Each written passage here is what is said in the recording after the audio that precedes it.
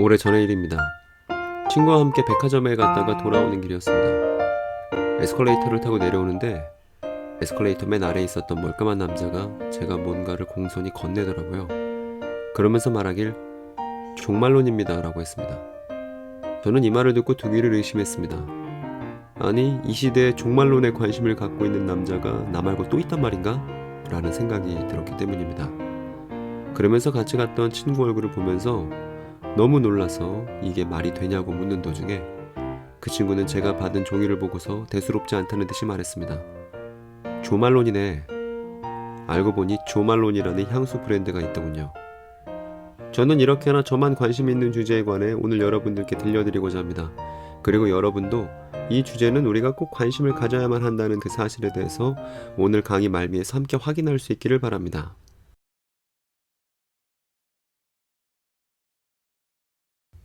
오늘 이야기는 156년으로 거슬러 올라갑니다. 이 시절 몬타누스라는 사람이 있었는데 이교 신전의 사제였던 그는 기독교로 개종한 뒤에도 자신을 예언자라 칭했습니다. 그는 방언을 하는 두 명의 여자 예언자를 데리고 다니며 세상의 종말이 임박했다고 외쳐왔고 오늘날 터키 지역에 있는 페푸자라는 곳으로 모든 추종자들을 모이게 합니다. 그리고 이곳 페푸자에 천상의 예루살렘이 내려올 것이라 주장했습니다. 그들은 자신의 직업과 일상을 버리고 페푸자로 가서 예수의 재림을 기다렸습니다. 그리고 그들은 자신들이 만들려는 국가를 요한계시록에 나오는 천년왕국이라 칭했는데 이 천년왕국을 위해서 이 페푸자의 교인들은 금식하고 결혼하지도 않으며 극도의 청빈한 생활을 하고 스스로를 선택받은 사람들이라 생각했습니다. 그리고 자신들의 운동을 새 예언이라고 불렀습니다.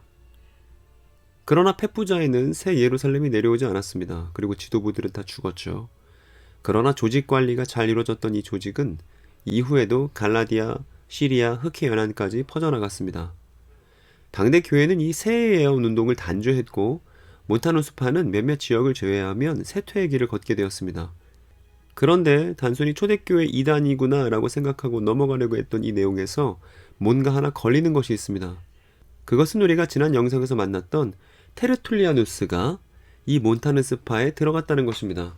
그것도 몬타누스파의 지도부들이 모두 죽고 그 세력이 쇠퇴하던 시절의 말입니다. 테르툴리아누스는 왜 그런 결정을 내렸을까요? 그는 당대 교회를 타락한 영혼의 교회라 비판하기도 했습니다. 혹시 그는 교회를 쇄신할 만한 내용을 이 이단 종파에서 발견했던 것은 아닐까요? 몬타누스파뿐만이 아니었습니다. 폰투스 지역에 있던 어느 교회 장로는 홀로 예언을 하며 내가 말한 대로 일어나지 않으면 그때부터 성경도 믿지 말고 너희 모두 각자 하고 싶은 대로 하라 라고 책임질 수 없는 말을 남겼습니다. 이처럼 우리는 교회가 그 교회 초기부터 종말, 재림, 천년과 같은 단어들의 의미에 있어서 혼란을 겪고 있다는 사실을 확인할 수 있습니다. 그리고 이러한 상황을 인지하고 무언가 대처해야 한다고 느낀 사람 중에는 바울이 있습니다. 바울이 데살로니가 지역에 있었던 예수 믿는 이들에게 편지하기를 그런데 여러분들에게 우리는 요청합니다. 하나님의 가족 여러분, 우리 주 메시아 예수의 그 파루시아와 그의 곁에 함께 이끌릴 우리에 관해 말입니다. 제가 히라버 원문을 직역한 것이니까요. 조금 낯설더라도 잘 들어주시기 바랍니다. 그것에 관해 성급하게 여러분이 생각으로부터 휩쓸리지 않기를 말입니다. 이걸 요청하는 것이죠. 두려워하지 마세요. 생각으로부터도 숨결을 통해서도 로고스를 통해서도 우리를 통해 받았다는 주의 날이 이미 섰다는 내용의 편지를 통해서도 누군가 여러분을 어떤 방식으로도 속이지 못하게 하십시오 라고 바울이 데살로니가 교회에게 충고했습니다. 이 내용은 주의 날이 이미 섰다라고 말하는 거짓 주장이 당대 교회를 다각도로 위협하고 있는 상황을 보여줍니다. 당시 데살로니가 교인들 중 일부는 이 소식에 성급하게 휩쓸렸기 때문에 바울이 이런 편지를 썼으리라고 쉽게 상상해 볼 수 있습니다. 바울은 이 편지의 뒷부분에서 데살로니가 교인들에게 이렇게 말합니다. 이미 활동을 시작한 불법의 비밀을 억제하는 자가 있고 그 억제하는 역할이 끝나게 되면 불법의 아들이 등장하고 그 불법의 아들이 등장함과 더불어 예수도 곧장 그 불법의 아들을 심판하기 위해 다시 나타나신다고 말입니다. 그리고 이 말은 그 예수의 나타나심이 언제일지 어디일지에 관해서 신경 쓰지 말라는 말의 다름 아니었습니다. 어차피 불법의 아들이 나타나봐야 그날은 메시아 예수의 재림의 날일 테니 말입니다. 바울은 재림에 관한 소식 때문에 일도 하지 않고 그저 다른 사람들에게 말하기를 좋아하는 이들에게 다시 일상과 생업으로 돌아가라고 명령합니다. 그러나 바울의 이러한 조치는 후대 교회들의 혼란을 잠재우지 못했습니다. 여러분, 오늘의 첫 번째 질문입니다. 오늘날에도 페푸자에서의 새 예언 운동과 비슷한 것이 있을까요? 혹시 여러분이 알고 계신 것이 있다면 나눠주시기를 바랍니다.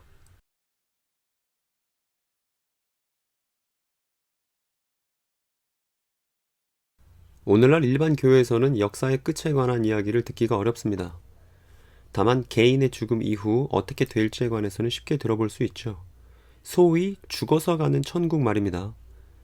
혹은 상대적으로 듣기 어렵지만 개인이 죽었을 때 지옥에 관한 이야기들 또한 교회에서 들을 수 있는 이야기 중에 하나입니다. 역사의 끝에 관해서 이야기하는 역할은 오늘날은 교회가 아니라 미디어가 맡은 듯합니다. 온갖 영화와 애니메이션들이 지구의 끝 혹은 우주의 끝자락에 선 사람들을 그리고 있으니 말입니다. 초대교회에는 역사의 끝에 관한 사람들의 상상력을 자극하는 것들이 있었습니다. 바로 묵시록이라는 문서들인데 베드로 묵시록, 에녹서에 나오는 동물 묵시록, 에스라 4서, 바룩서 등이 있었는데 이런 책들은 신약 성경의 목록이 정해지기 전부터 초대교회가 애독하던 책들이었습니다. 그리고 이 묵시록들은 유대적인 표현으로 시간의 끝에 관해서 모사하는 내용들이 줄을 이뤘습니다. 그리고 이 중에는 요한계시록도 있었습니다. 그런데 신약 성경의 목록이 결정될 때, 즉 3세기, 4세기 때 이 묵시록들은 그 목록에 들어올지 말지에 있어서 늘 논쟁에 붙여졌습니다. 이 묵시록에 등장하는 표현들이 사람들에게 쉽게 오해되었고 그 오해로 인해서 분파들이 쉽게 발생했기 때문이었습니다. 그래서 초대교회 애독서였음에도 불구하고 묵시록들은 대부분 정경에서 빠졌고 요한계시록만이 정경 안에 포함되게 되었습니다. 아마도 저 요한이라는 이름이 갖고 있는 무게 때문이었을 거예요. 그런데 시리아 교회에서는 심지어 요한계시록마저도 정경에서 빠져 있습니다. 그런데 이 요한계시록 안에는 몬타누스파를 움직였었던 그 원동력이 여전히 남아 있었습니다. 바로 천년에 관한 내용이에요. 이 천년은 그리스도가 통치하며 사탄이 결박되어 있다고 말하는 기간인데 사람들은 이 기간을 곧 도래할 실제 천년으로 이해하고서 이 천년을 주장하는 다양한 종파들이 발생했던 것이죠. 그런데 이러한 천년을 주장하는 사람들에 대한 교회의 입장은 분명했습니다. 먼저 오리게누스라는 3세기에 활동했던 교회 교사의 말을 들어봅시다. 복음을 더 심오한 방식으로 이해하는 이들은 세계의 끝이 갑자기 한 번에 찾아올 것인지 점차적으로 올 것인지에 대해서는 많은 관심을 두지 않고 오직 하나만 생각한다. 각 개인의 끝이 온다는 사실 말이다. 오리게네스는 세계의 끝보다 개인의 끝이 중요하다고 못 박아 말했습니다. 그러니까 천년 따위는 중요하지 않다는 것이죠. 오리게누스는 히랍 철학과 영지주의 영향을 받아서 성경을 비유적으로 신비적으로 해설해야 된다고 말했던 사람이었습니다. 그런데 그는 요한계시록에 나오는 천년 동안 이루어질 그리스도의 다스림에 관해서 유대적인 의미로 성경을 설명하는 것일 뿐 신적인 계시가 아니라고 일축합니다. 그런데 뭔가 좀 이상하죠? 천년에 관한 내용이 유대적인 것이라는 이유로 배격된다는 점이 말입니다. 허나 오리게누스의 영향력은 막강했고 이후 교회는 세계의 시간을 숙고하는 것 없이도 성경을 논하는 데 익숙해졌습니다. 4, 5세기에는 교회들이 모여서 주요 안건들을 결정했던 공의회들이 있었습니다. 그리고 이 공의회들 중에서 콘스탄티노플 공의회와 에베소 공의회에서도 천년을 문자적으로 이해하는 것은 탈선과 꾸민 이야기로 규정되었습니다. 그리고 이러한 입장은 교회의 유명한 성경교사인 아우구스티누스도 마찬가지였습니다. 아우구스티누스는 자신의 저서인 신국론에서 지상의 나라인 로마와 하나님의 나라인 천상의 나라가 대립해 있는 형국을 그렸고 교회는 지상의 나라를 견제하면서도 지상의 나라가 있는 이유는 하나님의 나라인 교회의 완성을 위해서 하나님의 도구로서 필요하다는 논리를 아우구스티누스는 제공했습니다. 그래서 지상의 나라인 로마가 존속함과 동시에 신적인 나라인 천상의 나라, 하나님의 나라도 함께 존재합니다.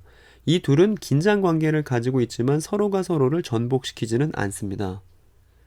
그리고 아우구스티누스는 요한계시록에 나오는 천년을 미래가 아닌 현재로 보는 묘안을 내놓았습니다.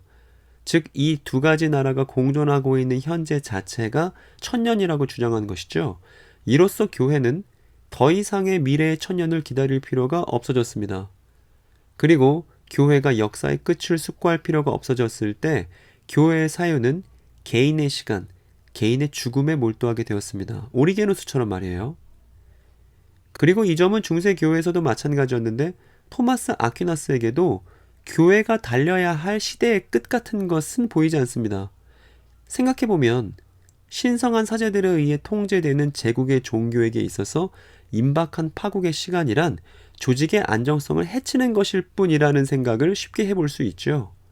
그리고 이 점은 일찍이 테르툴리아누스가 교회를 비판했던 내용과도 맞아떨어집니다. 그는 이렇게 말했습니다. 교회는 그 끝을 겪질 않길 바라며 그 재림의 사태가 지연되기를 기도함으로써 로마가 영원하기를 돕는 꼴이다. 즉 교회가 현재 상태를 유지하기 위해서 도래해야 할 천년과 재림을 바라지 않게 된다는 것을 지적한 것이죠. 그럼 이제 개혁자들에게로 시선을 돌려봅시다. 천년, 시대의 끝에 관한 루터의 생각은 루터교회 신앙 고백서인 아우구스부르크 신앙 고백서에 잘 드러나 있습니다. 거기 17조에 보면 우리는 죽은 자들이 부활하기 전에 경건한 자들이 세상 나라를 점유하고 불경건한 자들은 어디서나 억압당하리라고 하는 유대교적인 견해를 유포시키는 사람들도 역시 정죄한다 라고 되어 있습니다. 그러니까 예수의 재림 전에 사람들이 부활해서 통치하는 천년이 있다고 말하는 것을 유대교적인 것, 유대적인 것으로 규정하고 배격한다는 거예요. 그리고 이러한 입장은 종교개혁 시절에 만들어진 다른 신앙 고백서들에서도 마찬가지입니다. 1566년에 만들어진 제2 스위스 신앙 고백서에 보면 이렇게 쓰여 있습니다. 그뿐만 아니라 우리는 최후의 심판날 이전에 이 지상에서 천국이 이루어지고 경건한 자들이 결국엔 모든 불신의 원수들을 굴복시킨 다음 이 땅의 모든 나라들을 소유할 것이라고 하는 유대교적 꿈을 정죄한다. 여기서 유대교적 꿈이라고 말하는 것이 어떤 내용인지 여러분 눈여겨봐 주시기 바랍니다. 그리고 우리가 지난 시간 살펴봤었던 깔뱅도 천년 왕국에 대해서 노골적인 다음의 표현을 기독교 강요라는 책에 남겼습니다. 천년 왕국론자들이 뒤를 이어 그리스도의 통치 기간을 천년 동안으로 제한하였다. 그들의 조작은 너무도 유치해서 논박할 필요나 가치가 없다. 그리고 계시록도 그들을 지지하지 않는다 라고 했습니다. 그리고 이 깔뱅은 아우구스티누스의 영향을 많이 받았던 사람이에요. 그래서 깔뱅 역시 천이라는 숫자를 상징적으로 이해할 뿐만 아니라 교회의 현재, 고난받는 교회의 현재에 적용하고 있습니다. 그러니 지금까지 내용을 통해서 우리는 가톨릭이나 개신교가 당시 사이가 좋지 않았더라도 교회 초기부터 있었던 천년을 미래의 실제 시간으로 이해하는 것을 배격한다는 점에서만큼은 같은 입장을 갖고 있다는 것을 확인할 수 있습니다. 그리고 그것을 배격하는 이유란 다른 게 아니라 유대적인 것이기 때문이었습니다. 유대적인 것이 무엇인지 그리고 그것이 왜 나쁜지에 대한 설명은 하나도 없이 말입니다. 테르툴리아누스의 말과 선택 속에서 교회가 그동안 지나쳐왔던 뭔가가 있는 것이 아닌가라는 생각이 드는 이유가 바로 여기에 있습니다. 그럼 여러분 두 번째 질문입니다. 테르툴리아누스가 몬타누스파에 가담했을 때 그는 몬타누스에게서 대체 뭘 발견했을까요? 여러분은 뭐라고 생각하십니까? 12세기 수도 원장인 피오레 요아킴이라 불리는 사람이 있었습니다. 그는 아주 독특한 주장을 폈는데 그것은 무엇이었냐면 성부의 시대가 있고 이 성부의 시대가 가고 나면 성자의 시대가 도래하며 이 성자의 시대도 지나가면 성령의 시대가 온다고 주장했습니다. 그리고 이 최종적인 시대인 성령의 시대가 자신의 시대인 1200년, 기원 후 1200년에 도래할 것이라 주장했습니다. 그리고 1260년이 되면 성령의 교회가 세워질 것이라고 예언했어요. 사실 이러한 그의 주장은 아무런 근거도 없는 것이지만 당시 이 세 번째 시대에 대한 담론은 아주 신선한 것이었습니다. 그리고 현재 상태가 힘들고 녹록지 않다면 그러한 힘든 상황에 의해서 저런 세 번째 시대에 대한 주장은 설득력을 얻게 됩니다. 기근, 전염병, 지진이 벌어지면 이것이 세 번째 시대를 가져올 전조 증상으로 쉽게 여겨질 테니까요. 특히 이런 몸으로 체감되는 일들은 괴로워서 못 살겠다는 민중들에게도 큰 영향을 미칩니다. 그리고 요아킴이 말했었던 1260년이 되었습니다. 그러나 이때 예수께서 재림하지도 않았고 영의 교회가 세워지는 일은 없었습니다. 그러나 요아킴의 사상은 많은 이들에게 영향을 미쳤습니다. 먼저 요아킴의 주장에 반응한 것은 제도권에서 벗어나 있던 영성가들, 신비가들이었습니다. 이 사람들은 그간 제도권 교회에 순응하고는 있었지만 제도권 교회 아닌 것에서, 다름 아닌 자신의 내면 안에서 희망을 찾던 이들이었습니다. 이들은 수도원에서 자신의 내면을 들여다보며 수행에 집중하던 이들이었고, 이들은 자신들의 속한 교회를 뒤집을 만한 어떠한 명분도 없었습니다. 오히려 이들은 현체자와 하나님 나라가 공존하는 아우구스티누스가 말한 세계를 살고 있던 사람들이었어요. 그러나 요아킴의 사상은 모든 것을 뒤집어 놓았습니다. 현재 속에 공존하고 있던 현체자와 하나님 나라는 이제 현재와 미래의 관계로 전환되었습니다. 토마스 아퀴나스는 이 요아킴의 사상을 추종하는 사람들을 미친놈들이라고 불렀는데, 토마스 입장에서는 그도 그럴 것이 이제 이들의 내면의 불꽃은 혁명의 불길로 옮겨 붙을 것이기 때문입니다. 그리고 그 혁명의 대상은 구체제로서의 현 교회가 됩니다. 그러니까 청밀하게 살던 수도회의 신비가들이 이제 새로운 세계를 건설하려는 운동가들로 변모한 것이죠. 바로 저 요아킴의 사상을 부직갱이 삼아서 말입니다. 이들은 더 이상 아우구스티누스가 나눠 놓았던 신의 나라와 세상 나라의 공간적인 균형 속에서 살지 않으려고 합니다. 이제 공간은 시간으로 전환되었고, 하늘과 땅을 연결시킨다는 가톨릭의 미사 제도가 아니라 현재는 보이지 않는 것이 있다는 바로 그 미래로부터 원동력을 얻습니다. 그리고 이 새로운 교회 운동이 타도시킬 대상은 이전 교회가 돼버린 거예요. 독일 농민전쟁은 이와 연관됩니다. 이 농민전쟁은 그저 농민들이 힘들고 못살게 써서 일으킨 것만은 아니었습니다. 왜냐하면 이 운동은 천년왕국을 이 땅에 도래시키겠다는 신학적 운동이기도 했기 때문입니다. 교회 지도자들이 유대적인 것, 유치해서 논박할 필요가 없는 것이라 여겼던 그 천년왕국은 다시 지상의 모습을 드러냈습니다. 특히 체코 출신의 종교개혁자인 얀 후스를 따르던 후스파가 그러했는데, 후스가 사제직을 박탈당하고 처형당하자 그의 지지자들이었던 가난한 농민들은 기존 질서를 배격하고 새로운 질서를 도래시키는 천년을 시작하고자 했습니다. 그리고 이 시절 천년왕국에 관해 말하자면 제세례파를 이끌던 토마스 민처를 빠뜨릴 수가 없습니다. 이 토마스 민처와 루터는 철천지 원수지간이었는데요. 민처는 루터에 관해서 다음과 같이 말했습니다. 지금부터 너희들은 새로운 논리로 하나님의 말에 대한 착각으로 속임을 당할 것이다.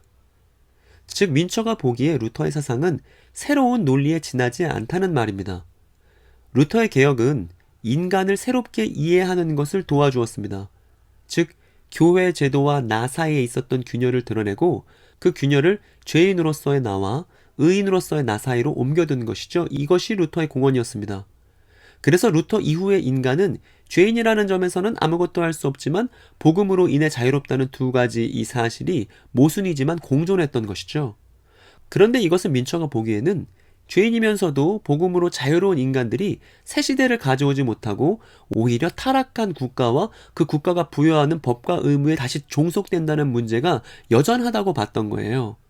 그래서 루터가 교회 개혁을 추구했을 때 그 교회 개혁은 사실 국가 권력은 자연스럽게 승인해주는 개혁이 되어버립니다. 왜냐하면 루터에게 국가는 개혁의 대상이 아니었기 때문이고 민처는 이 점이 못마땅했던 것이죠. 이러한 민처를 향해 루터는 그가 선동적이라고 비난했습니다. 그런데 민처의 설교문을 보면 이러한 문장이 있어요. 학대하는 이들이 가난한 이들을 착취할 때 루터의 아멘은 이것을 은폐한다. 그러기에 나는 선동적일 수밖에 없다. 나의 말은 이것이다. 어서 가자. 그리고 이것에 대한 루터의 답변은 우리가 앞에서 보았던 루터교의 아우구스부르크 신앙고백에 쓰여 있습니다. 거기 보면 제세례파를 배격한다 라고 쓰여 있거든요. 토마스 민처가 바로 이 제세례파의 지도자였습니다. 농민운동 속에서 민처는 농민들과 함께 폭력을 불사해서라도 세상을 뒤집으려고 하는 사람으로 나타나고, 루터는 귀족들에게 저 농민들을 학살해서라도 막아야 한다며 국가체제를 보호하려는 모습으로 나타납니다. 여러분, 대체 누가 농민을 위한 사람이었을까요? 적어도 둘에게서 어떤 예수의 형상과 방법을 발견할 수 있을까요? 만일 여러분들이 당대 농민이었다면 루터와 토마스 민처 중 어느 쪽에 손을 들어주실 건가요?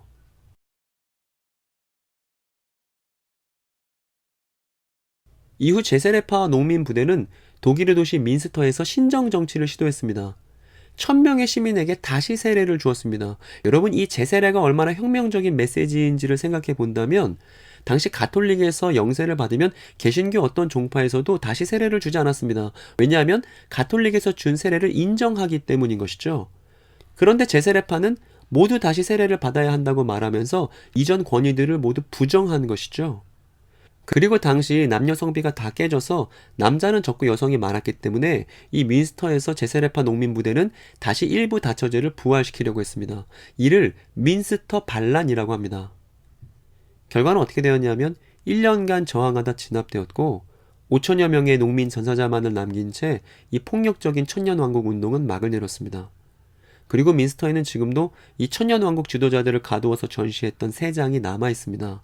이후 제세례파는 뿔뿔이 흩어졌고 또다시 천년왕국을 주장하던 크로멜의 군대에도 흡수되어서 의회를 파괴할 것을 선언하기도 했으나 여기서도 진압을 당했습니다. 이로써 사회를 개혁해보겠다고 나선 종말론적 운동은 유럽 역사에서 자취를 감추게 되었습니다. 그리고 이후에도 전쟁의 불길은 사그러들지 않아서 유럽은 30년간 가톨릭과 개신교가 피비린내 나는 전쟁을 치렀습니다. 가톨릭이 승리한 지역에서는 개신교인들이 나무에 매달리고 개신교가 승리한 지역에서는 가톨릭 교인들의 시체가 나무에 걸렸습니다. 그리고 마침내 이 끔찍한 전쟁이 끝나고 베스트팔렌 조약이 체결되는데 이때부터 정교 분리의 원칙이 생긴 것이죠.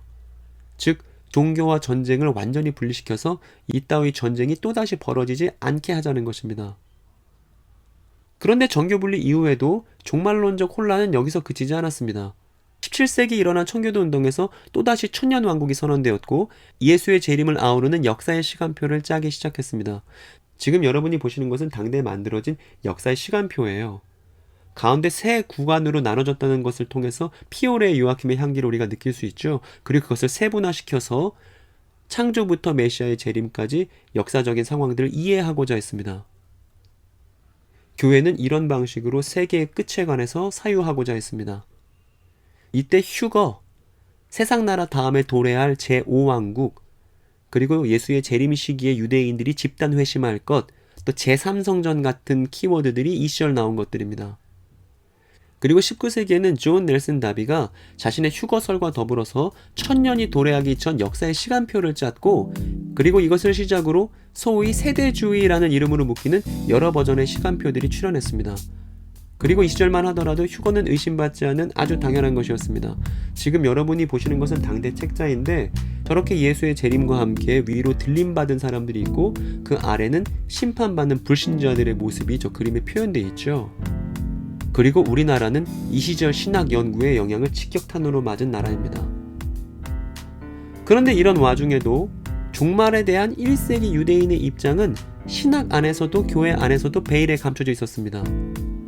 만일 원수를 사랑하라는 한 사람의 메시지를 진지하게 기억했다면 그리고 이것을 정말 실천에 옮겼다면 당대 서구 유럽의 신학은 원수라고 생각했던 유대인 안에서 유대인 예수께서 갖고 있었던 종말론의 단서들을 발견했을지도 몰라요.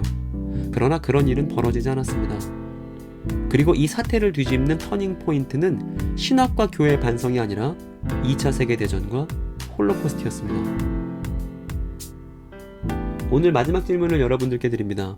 여러분, 예수의 재림 이전까지의 역사의 시간표가 정말 필요할까요? 각자의 생각을 자유롭게 이야기해 봅시다.